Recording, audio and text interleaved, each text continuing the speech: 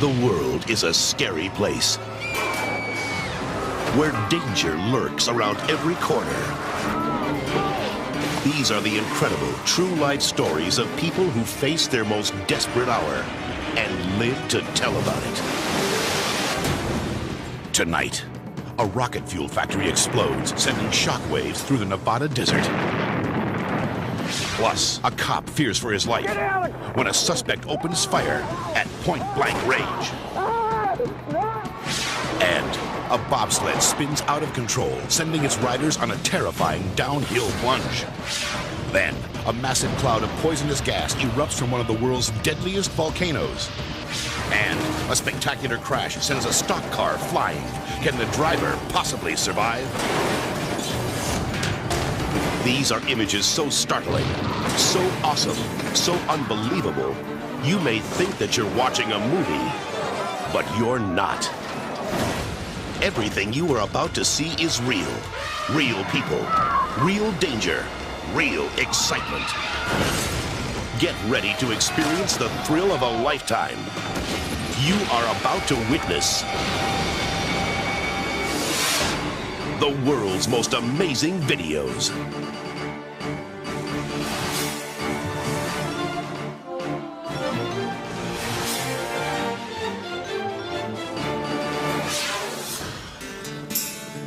On a cold, windy morning, Daredevil Lee Oman entertains the crowd. Hanging on that bar between the wheels of Jimmy Franklin's aircraft, Lee Oman. He's walking along. Everything is fine and dandy. Little does Lee know his life will soon be hanging by a thread.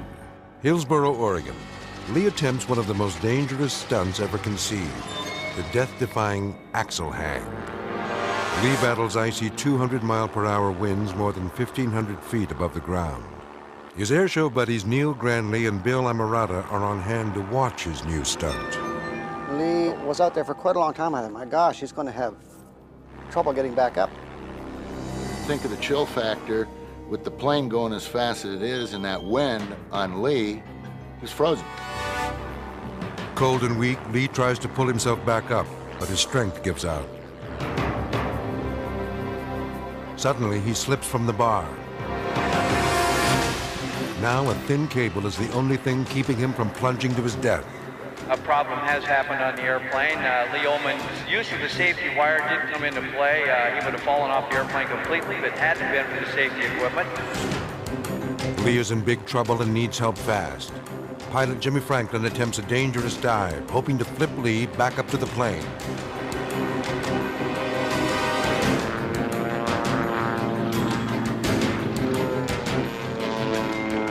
But the daring maneuver doesn't work. Jimmy's plan is quickly abandoned for fear that Lee will be slung into the plane's propeller. Then, just when all hope seems lost, his buddies on the ground come up with their own rescue plan and race off to the runway. The plan was to get the truck, match the speed of the aircraft, and get Lee. But time is running out, and the aircraft is dangerously low on fuel. The driver of the truck must precisely match the speed of the plane. The slightest error could be disastrous. Lee is carefully lowered to within inches of the truck. Then, the men make a life-saving catch.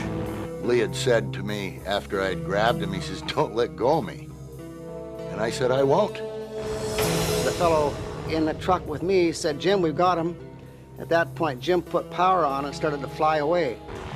Now the safety wire that had saved Lee's life is threatening to pull all of the men out of the truck.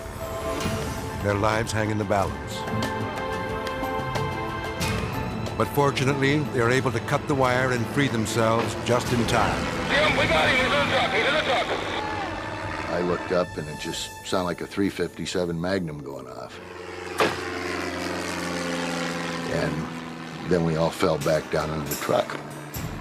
A true showman, Lee signals to the crowd that he's okay. But this close call almost cost him his life. A lot of things could have gone wrong. We think we just sort of accomplished a miracle. Thanks to his fearless friends, aerial stuntman Lee Oman cheated death that day and lived to tell about it. Was that a show or what?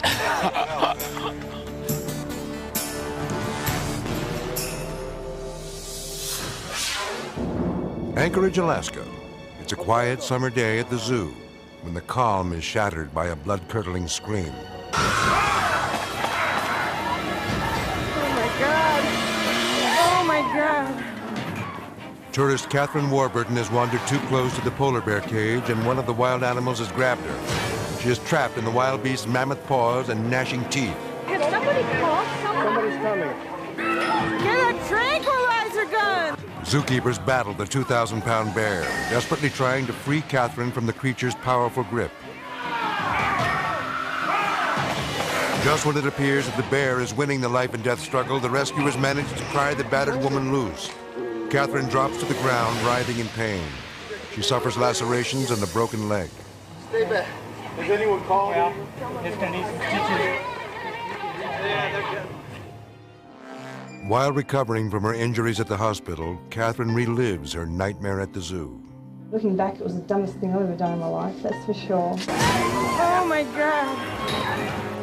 Ever since Catherine's horrifying ordeal, zoo officials have taken drastic measures to prevent attacks like this Get a tranquilizer gun! from ever happening again.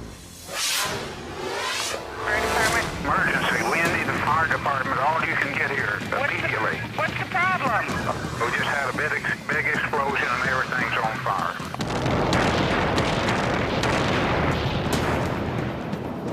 Henderson, Nevada. An earth-shattering explosion in a rocket fuel factory rocks this small desert town. This explosion is huge. This is scary. It looks like a mini atomic bomb, actually, when it goes off. Rodney McCarroll is working in a nearby factory when he feels the blast. He recalls the panic. I remember a man running down the road, run. The place is going to be blown off the earth. And I went, what? And he said, the place is going to be blown off the earth.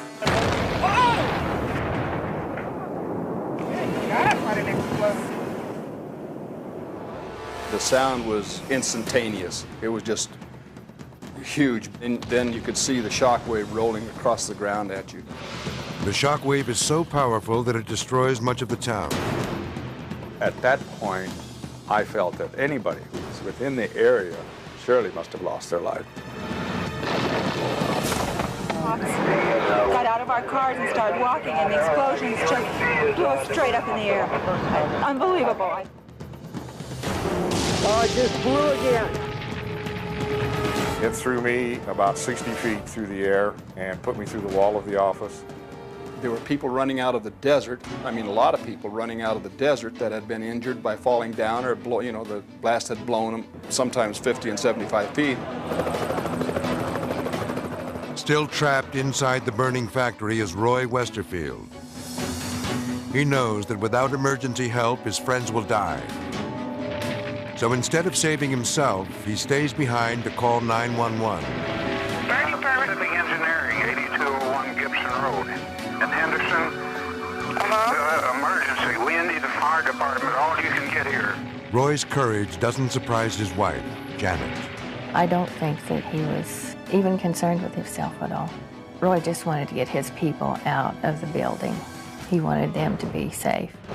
Because Roy is disabled and has difficulty walking, he knows he can't make it out in time. But he refuses to let his friends risk their lives to help him escape. He knew that if they tried to help him, all that would have happened was they would have added one more casualty onto the list. Seconds later, another blast. Wow! It's an inferno! With a force equal to a 3.5 magnitude earthquake, it's the biggest explosion yet. You let deep? You can't tell me people got out of that. Oh, no. Now the town looks like a war zone. And it was the eeriest feeling. Driving down this road, there was debris all over the asphalt road. And there were cars parked along the side. I had no idea of where all these people had gone. Had they all been killed in the explosion?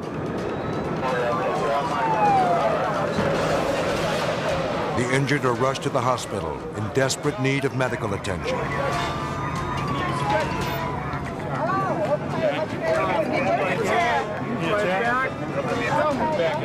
I need a stretcher.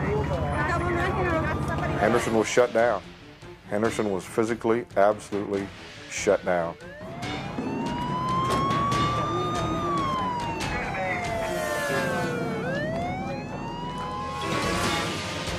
Tragically, the one person who stayed behind to call for help didn't survive. Roy Westerfield never had a chance to save himself because he put the lives of others first. Because of his courageousness, his understanding of who he was, kept a lot of people from losing their lives. He had to do what he felt was the right thing to do. We were very proud of what he did. He would have wanted to do that for everybody. Pacific Engineering in Henderson. Emergency. We need the fire department. All you can get here immediately. What's the problem? Oh, we got everything's on fire. What do you mean everything, sir? Our plant. We just had a big explosion and everything's on fire. Okay, what's the name of the business? Pacific Engineering. We're Gibson Road and the Los Angeles Henderson cutoff. Okay, I got that, sir. We'll send somebody right over. Get them all. I remember after the third explosion, and the phone line went dead, I thought to myself that there's a lot of people in this community that owe their life to him.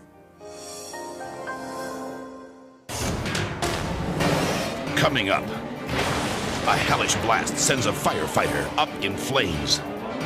Plus, a routine traffic stop turns into a cop's worst nightmare. And a raging river swallows a group of terrified teens, and a courageous rescuer is their only hope for survival. Then, a bobsled careens out of control as its riders hang on for dear life when the world's most amazing videos returns.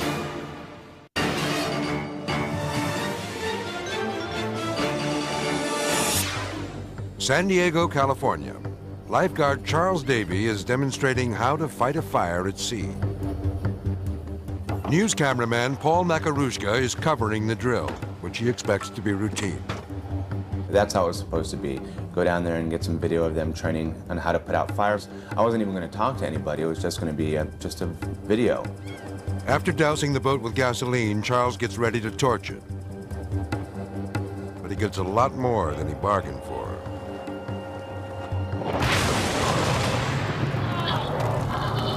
The gasoline fumes ignite, causing a huge explosion. Charles disappears from sight.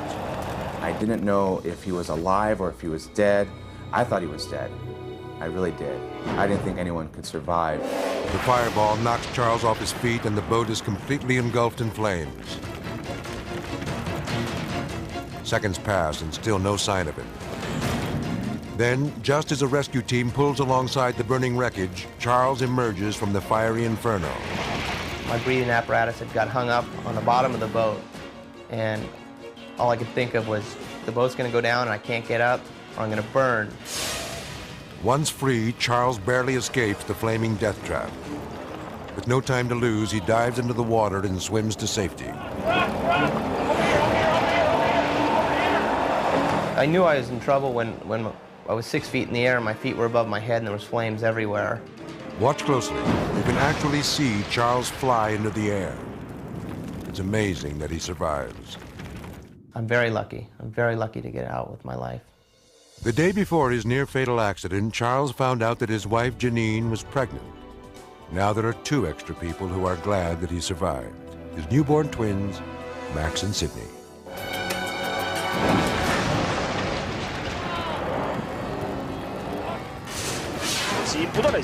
Taipei, Taiwan. The National Assembly is a place for courtesy, respect, and the thoughtful exchange of ideas. Not an exchange of punches. When 2 opposing parties can't come to terms, they settle their arguments with their fists. This representative is so fed up, he's about to take matters into his own hands. Snorting mad, he marches up to his esteemed colleague and punches him right in the mouth. When all is said and done, several legislators are taken to the hospital with bloody lips and bruised egos. proving that lawmaking can be a very dangerous business.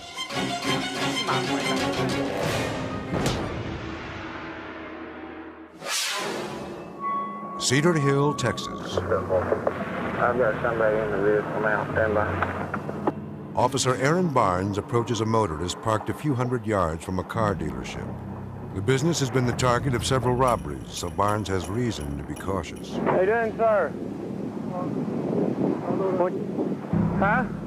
The suspect says he stopped to use the bathroom, but Barnes is suspicious. What are you doing over there? Why don't you put your hands on top of the hood for me?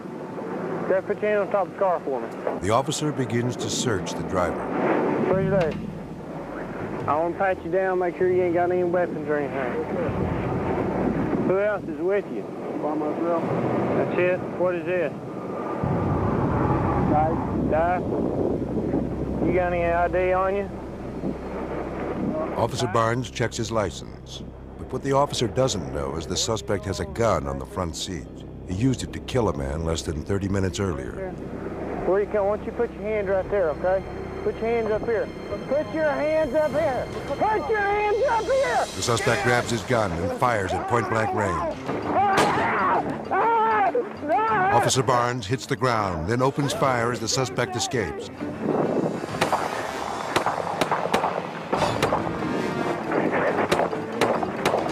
Seconds later, a backup police unit arrives. Barnes cries out from the darkness.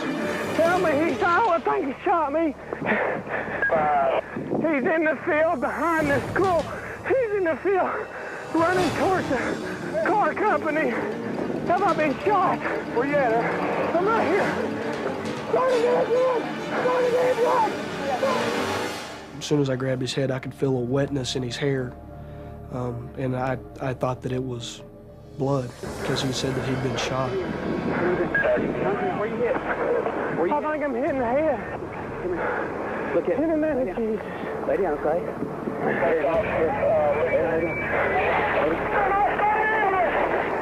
Oh, God.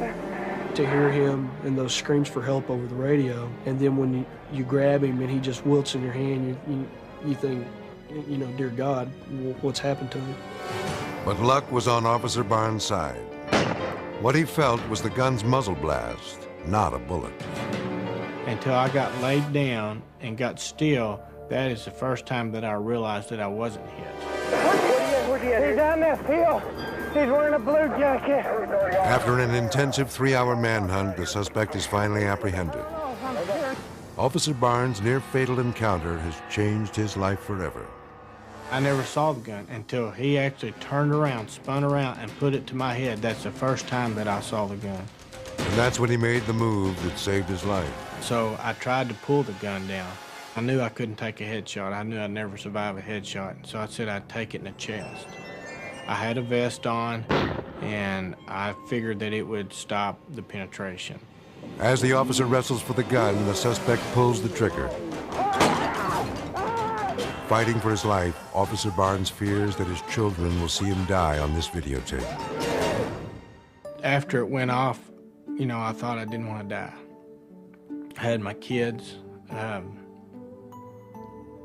I didn't want them to see this. We do have an officer down. To this day, Barnes is overwhelmed by all the support he has received from his fellow officers. We had a departmental meeting, and I met everybody at one time, and they watched the tape, and I got up and I told them thanks. Thanks for all the stuff that they did.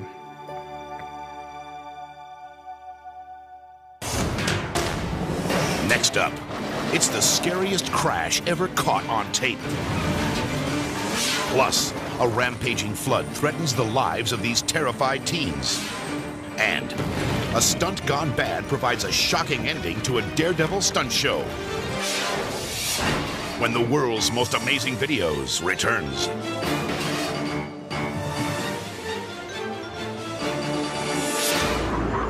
Melbourne, Australia. An international stock car race enters its final laps. Driver Graham O'Brien in the blue car fights his way toward the front of the pack at speeds of 140 miles per hour. Coming out of the turn, O'Brien makes a move to pass. And then, disaster. He collides with another car, flipping him end over end. Watch again. The yellow car brakes to the inside just as Graham is trying to pass, triggering the impact that launches him off the track. O'Brien's car is ripped apart in midair and flipped a total of 14 times before finally coming to rest.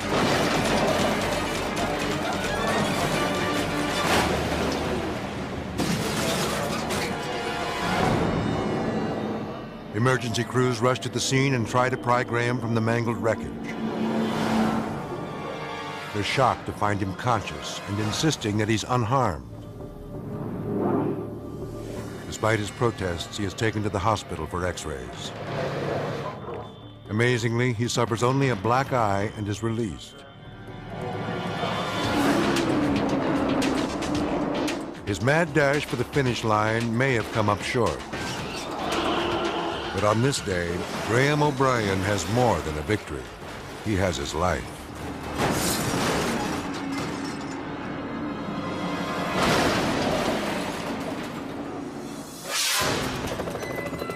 Comfort, Texas. Torrential rains have caused the Guadalupe River to overflow its banks. The rising floodwaters have trapped several teenagers who are clutching onto the trees for dear life. Chris Ray is one of them. The current was basically just ripping you off the tree limbs, and you had to use every bit of your strength just to hold on to that tree. I pretty much had made up my mind that I wasn't going to be alive anymore. Then suddenly, over the roar of the raging river, Chris hears the welcome sound of a helicopter. I'm sitting there thinking, there's no way he's going to see me. I'm up under this tree. I just pretty much started praying. It's like, God, let them see me. Luckily, the rescue team spots him and positions their chopper above the trees. They throw Chris a rope, and the exhausted teenager ties it around his chest. It started going through my mind, how am I going to hang on to this rope? My strength's already gone. As the helicopter slowly lifts him up, Chris realizes that a single piece of rope could mean the difference between life and death.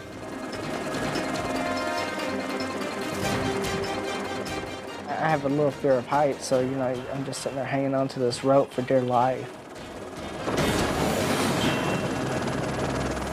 Somehow, Chris manages to hold on long enough to reach dry land.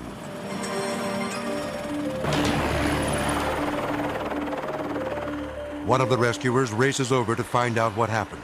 He is shocked by what Chris tells him. How many are there of you? There's a bus over there, 40. How many? 40. In the bus? Well, the bus. We all got on the bus. Wherever the bus started going down. His face just went pale white. He's like, how many? I was like, there's about 40 in there. Only now does the rescue team realize they've got a disaster on their hands. Chris had been riding in a bus filled with teenagers when it stalled alongside the flooded riverbank. Then, a ferocious wall of water swept all of them away. We got on the bus because the bus was going under, and we went to the nearest tree, and the water just pulled us under. We grabbed hold of the tree, and then the bus hit the tree.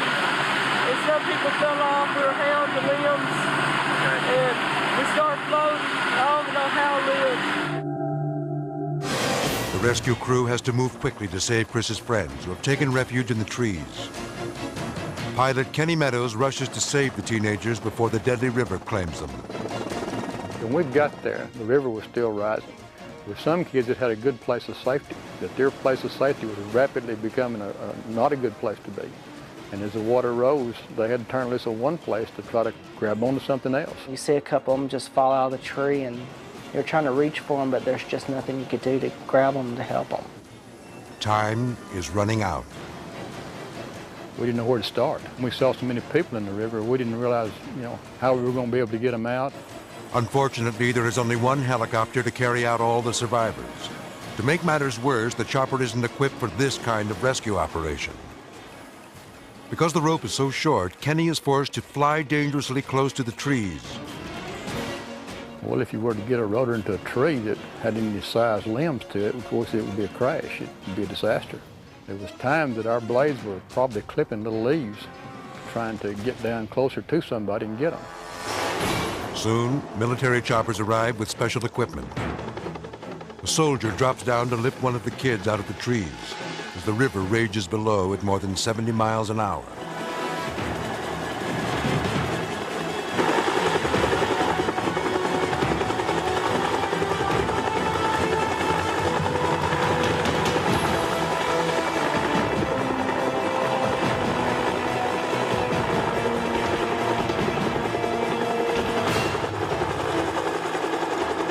The rescue is a success, but the next one isn't so easy.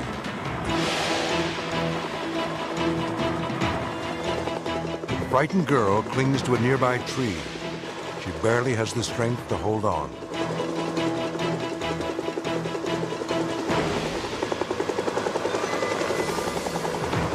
As the rescuer tries to maneuver into position to grab her, he is whipped by the branches of the tree.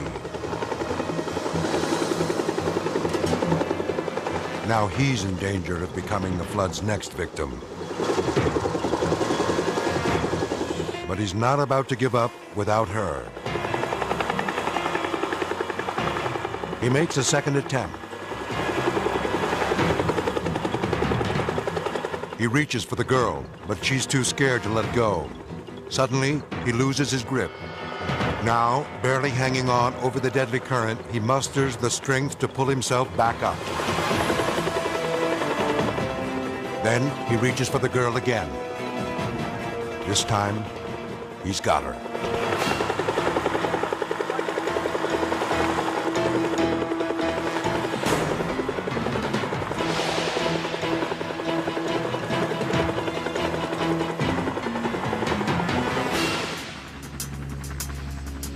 "33 people are rescued from the Guadalupe River.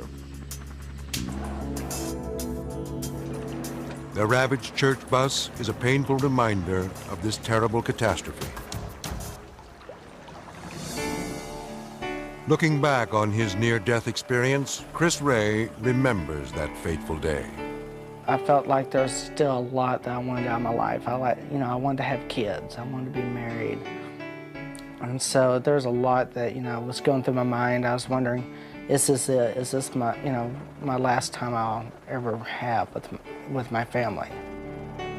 Chris is returned safely to his parents, but other families aren't so lucky. It was very hard. It's still very, very hard. Because we love the parents and we love the kids. And even though mine was okay, I still wanted theirs to be okay. I wanted all of them to be okay. Chris is alive today thanks to the courageous efforts of the rescue team who saved him and many of his friends. This is the stuff that heroes are made of.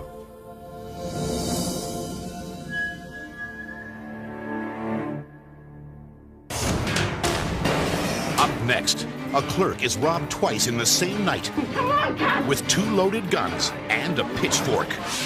Plus, 2 cops get more than they can handle when they pull over the town terror. That's a live animal, and so am I! Then later, a deadly volcano sends firefighters running for their lives.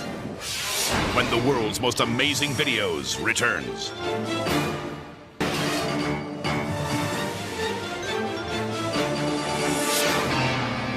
Wanganui, New Zealand. Daredevils Tony Manfredos and Thomas Canara are gearing up for the grand finale of their death-defying stunt show. They plan to drive through a wall of flames and explode their car into a giant fireball. This dynamic duo has performed the risky routine dozens of times before. But when lethal explosives are involved, there is no guarantee of safety.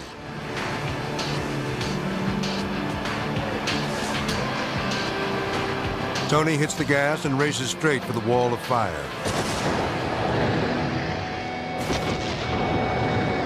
The impact sets off an incredible display of pyrotechnics. A second, more powerful explosion detonates containers of high-octane fuel that have been placed in the car. blowing its doors and hood sky high. Remember, this is all just part of the act. But the stunt isn't over yet. Tony and his partner bail out of the burning car, completely engulfed in flames. Although they're wearing protective suits, the fire must be put out quickly or they'll burn to death. Right on cue, the safety crew rushes in and snuffs out the fire. The stunt goes off without a hitch, just as planned. But watch this unsuspecting firefighter as he approaches the car to extinguish the remaining flames. He doesn't realize that one of the containers of fuel failed to ignite during the stunt. Wearing only minimal protection, the man staggers helplessly away from the car, on fire. This is not part of the act. With no doors on the vehicle to absorb the blast, the explosion hits the firefighter with full force. The stunt crew now faces a real life and death emergency. Within seconds, they spring into action and save the defenseless man.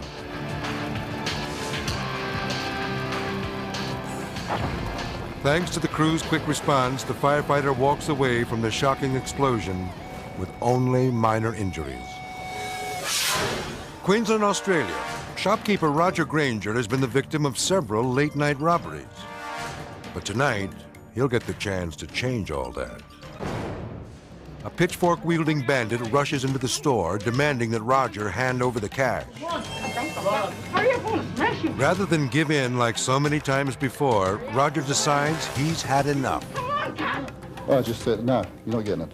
You work for it like I do. The devilish desperado tries to leap over the counter, but Roger is packing a weapon of his own, a solid steel crowbar. Get out of here!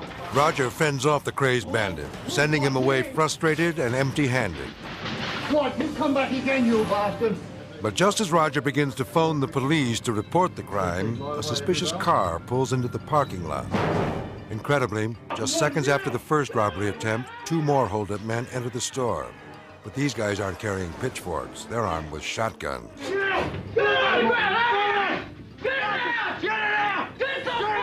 Staring down the barrel of two loaded guns, he wisely forks over the cash. Roger loses this round, but gets the last laugh when he reports the robber's license plate number to the police. Despite numerous robberies, Roger continues to operate the store. But these chilling images serve as a frightening reminder that the good old days of the friendly neighborhood grocer are no more. Berea, Ohio. When police officers Chris Holmes and Robert Surgener pull over a woman for reckless driving, they recognize her as Alberta, the town terror. Quiet. Well, I need you to sign up here. You want me to sign that, and Okay. I do not agree to sign it. Right. Do you understand? There was always the chance when you gave Alberta a ticket, you were asking for a fun time. Well, I just realize explained you it. have the authority, and Right. I can also say I do not care to sign it as it is written up. Well, then you can subject yourself to going to jail. When Berea's most notorious driver refuses to sign her citation, all hope for a routine traffic stop is lost. Did you read what he wrote? The court Did you read what he wrote? Yes, he did. Requires that you sign the ticket. I had experienced this with Alberta before. She starts to crank it up, and as the anxiety level gets higher and higher, you can see the veins on her neck starting to pop out. Do you hear what he said? The persons were on Bagley Road.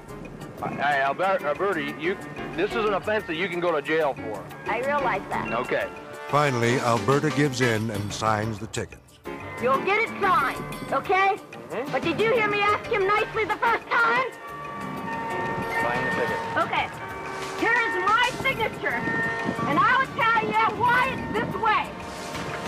There's my signature, and here you are, sir. And there's your bullets, and there's your gun. And the first time I said specify where the people are that I endanger. Do you understand? You're very Okay, clear. you endangered people in I am leaving now. You got your signature. Suddenly, she turns her car on the officers and tries to make a getaway. Get out of the car. Get out of the car. No. Get out of the car. No, sir. Get out of the car. No, sir. This reckless maneuver buys her a ticket to jail. I signed your paper. Do you hear it? This is my personal property. Turn around. Turn around. This is my personal property, and you have offended me. Do you hear me? And you will take care of my cat when you say roll down the window. Although handcuffed in the back seat of the patrol car, Alberta is far from muzzled. She still has plenty to say. Those are my glasses. You can get my glasses and my key and my cat because I pulled in a lot at your request and I sat there for 15 minutes while you were writing me up. And that's a live animal. And so am I. And yes, your mother screamed too. Alberta's reckless driving days are over. As soon as the judge saw what these officers had been put through, he took away her license for good. Still to come, it's a dark day in darkest Africa when a charter plane crashes in the bush. Plus, a runaway bobsled spins out of control, threatening the lives of its 4 terrified riders. And a gigantic cloud of poisonous gas explodes from a killer volcano, a natural disaster caught on tape. When the world's most amazing videos returns.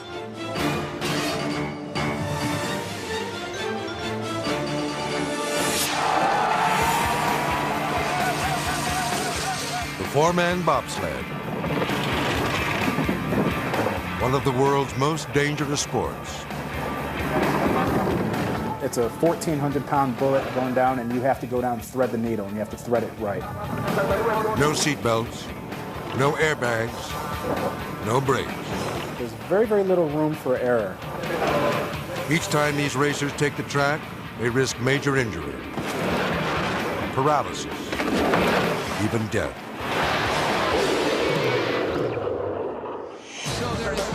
Lake Placid, New York. The U.S. bobsled team digs in at the starting gate. This notorious stretch of ice has taken its toll on many racers. But Chris Coleman and his teammates are determined to make their mark. In our practices, we were doing extremely well. We were having the fastest times down the hill. The ice was very, very smooth, very glassy.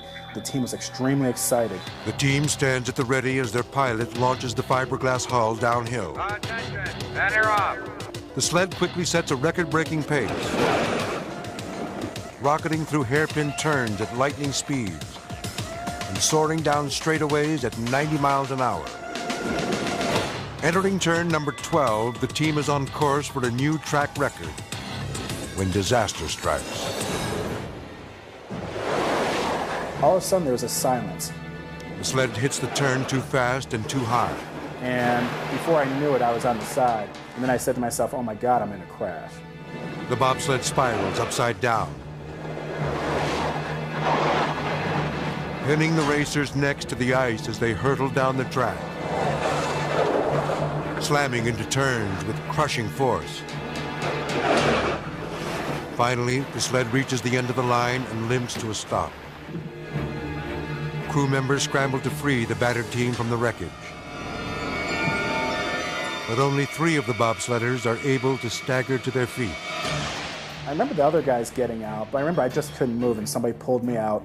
Chris lies motionless as paramedics check for spinal injuries. Yeah. No. Down the back? No. To the relief of teammates and crew members, Chris can move his arms and legs. Incredibly, he suffers only minor injuries and is able to race again just a week later. This time, capturing the silver medal. It was a victory made sweeter by the painful reminder of what could have been. I can't tell you how excited we were just to be up on top of that podium, but just as important, I think we were all very happy just to be alive.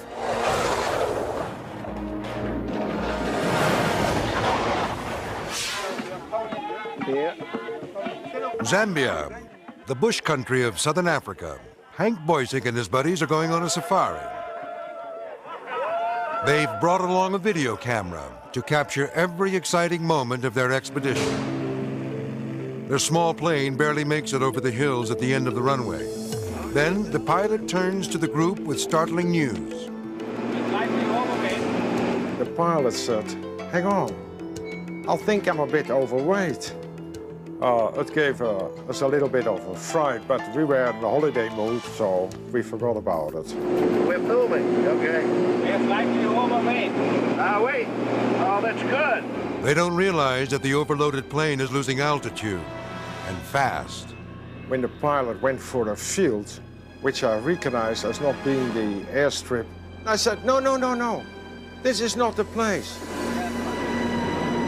But the pilot ignores Hank's warnings. He tries to land in the rugged terrain.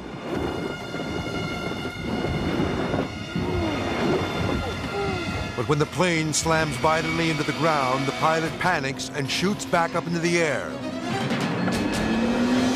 And he tried to pull up. We went up.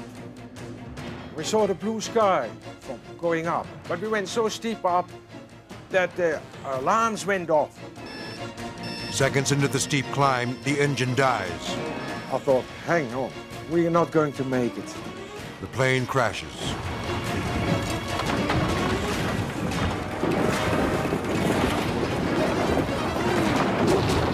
Its right wing exploding into flames. It was silent for half a minute. And then you saw the flickering flames. Then I realized we're getting roasted here. Get out! Somehow, the group manages to escape the wreckage. There were no landing gear anymore. Engine was off. Part of the wing was off. Miraculously, the men survived the fiery crash. But now, they find themselves stranded in the middle of the African bush. But luck is on their side. Local villagers see the fireball and come to their rescue. After watching their horrifying vacation video, Hank and his friends feel they are blessed. Thank you, Lord, that we got ever out of this plane.